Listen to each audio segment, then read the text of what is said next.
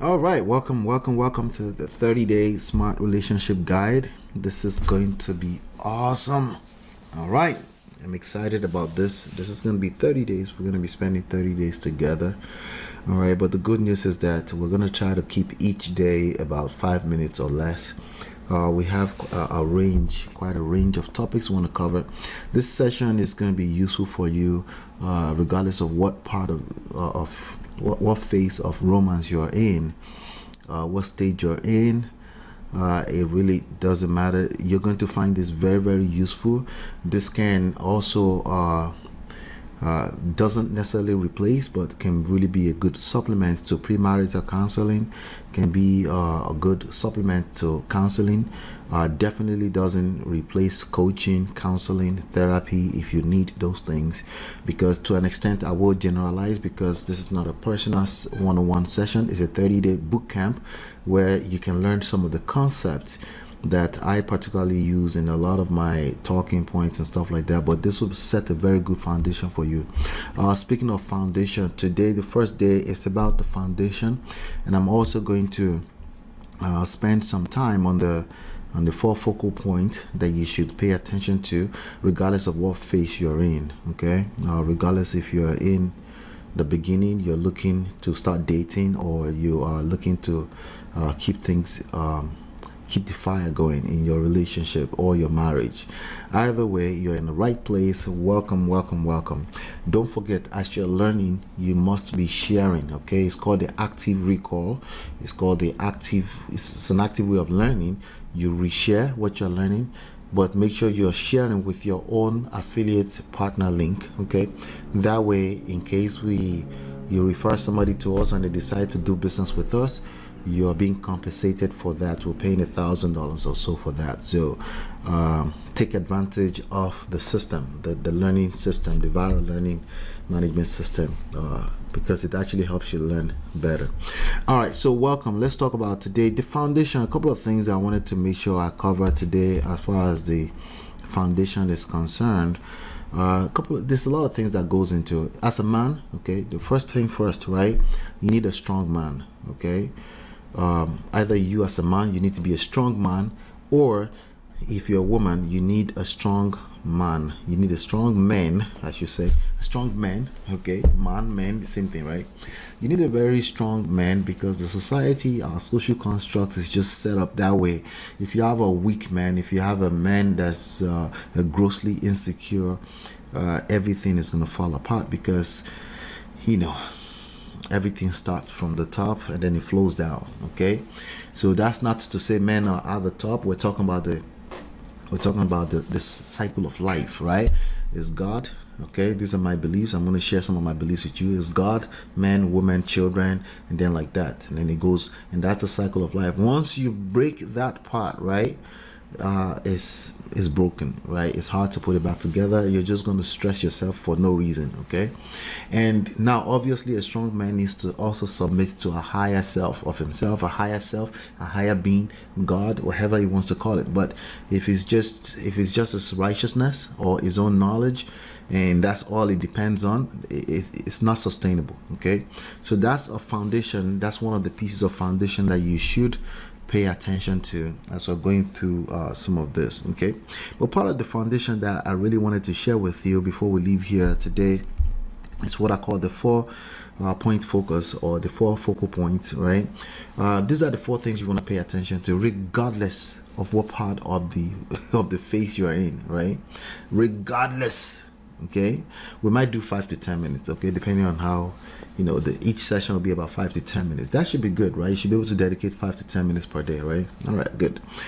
All right, so regardless of what part of the equation you fall in, these four focal points are the things that you get to use as a point of leverage or as a point of attention. You need to pay attention to these four things. The first one is friendship, regardless of what phase you're in. If you don't have friendship, if we're talking about romantic relationships, if you don't have friendship, it's going to fall apart. Because why? Because there's going to be time that all you have left is to fall on is friendship. Okay, there are going to be times that you're just not feeling that person like that. You love them, right? They're the father of your kids, they're the mother of your children, but you're not feeling them, like, because something is going on. There's a dispute, there's a conflict or something like that. But you have that friendship, right? And it makes you give them a pass. You like them as a person, right? You give them that kind of pass. So you always pay attention to that. If you don't have that friendship, or it's gotten to a place that the damages are too bad, yeah, you probably need to back off. Nothing else you do will work. Okay. The second thing is sex, right? If you can find your way to sex, it's quite difficult to find your way to sex depending on what phase you're in, right? If you're in a place of crisis, or one person is at least not feeling well about your situation, they're not in love with you, there's going to be hard to find your way to sex, right? And you might find yourself in a position where the only thing you have left is to accuse your partner of weaponizing sex. Okay. And I acknowledge that it feels that way, but these are the issues. Okay. So now, if you can figure everything else that leads to good sex, right? If you can figure out everything that leads to that, you're going to be doing fine over time. Okay. There's no question about that. Now, obviously, everything gets old in life, right? The older you get, right, the less you have to focus on that, because you guys are basically part of each other's lives, and you have some sort of system that works for you as a partner, right? As partners, right? So at that point in time, you won't have to overthink this, but just keep that at the back of your mind. If you're having good sex, there's a good chance that you're doing well. Now, finding your way to sex is the issue, especially if there's crisis going on. Some people, like, hey, she doesn't want to do anything. If she doesn't want to do anything, there are other issues going on. If you can figure out all those other things that lead to sex, you will be fine, right? But if you jump into it and you're trying to push everything else under the rug, it's not going to work. Expectations is probably the biggest of all of this, right? Expectations. Listen, you're gonna have expectations. You're a human being like the rest of us, right? I have expectations. Your partner have expectations. My partner has expectations. We all have expectations, okay? But these are literally the source of disappointment. Okay, without expectations, there's no disappointment. But I can't tell you to eliminate expectations. It doesn't work, okay? Because you will have expectations, not just of other people, but even of yourself. Sometimes self-guilt is destroying your chances of love, right? So expectation is a big deal. So what do you do with it? You manage it, okay? Here's the formula, okay? You have to give your partner the freedom to express their expectations. Okay, why? Because that's beautiful. That's a good thing. They feel safe and secure with you, especially if you are a man with a woman. Okay, if you're a woman with a man, you need to try that as well. Give him give him the opportunity, give him the freedom to express his expectations. And what do you do with your own expectations? You manage it. Okay, meaning you regulate, you manage, you put yourself in a position to say, hey, I have expectations. It's not a crime to have expectations, but I need to manage it on a regular basis, in real time. It's a moving target. Sometimes tomorrow is different. It varies, depends on what's going on. The last but not least, it's the biggest. It's pride. Pride and ego. Okay, so think of them as synonymous in this context. Pride and ego will destroy your chances. Okay, pride and ego, particularly because you don't really see it as pride and ego. I'm not talking about the one that's pompous, is arrogant, the obvious ones. I'm not talking about that one.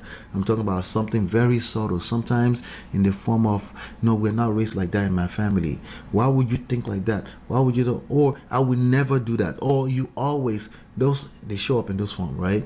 It's pride and ego, and it's 100% of the time destructive.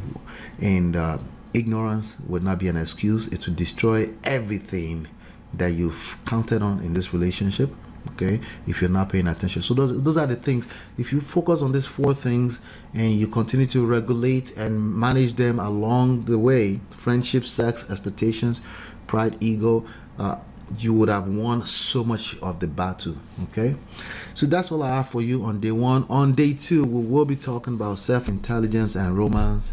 And please go ahead and take care of the earn and the build part of the program. Okay, earn and build. Earn by sharing, and build. Let's build on what you've learned today. Let's try to implement, think about it, process it, and then use the active recall to re-emphasize what you're learning today. All right, that's all I have for you today. I will see you tomorrow.